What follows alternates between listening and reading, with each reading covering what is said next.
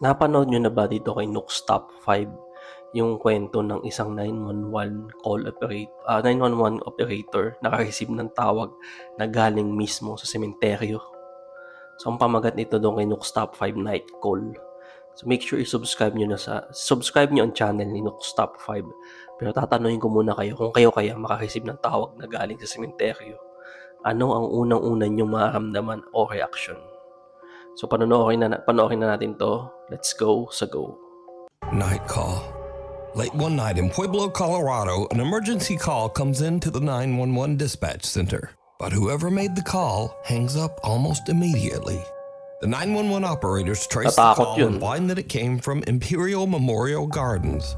Ay, Well, the weird thing is, Imperial Memorial Gardens is a funeral home surrounded by an 80-year-old cemetery.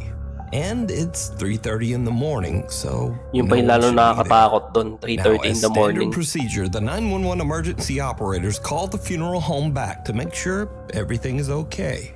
And someone answers the phone.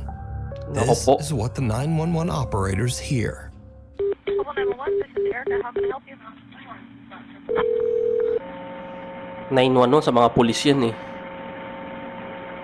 Hello? Hello? Grabe, nakatakot. Um, Pag mga ganyan static, malaki yan dyan sa Hello? multo yung kausap. Ayan no.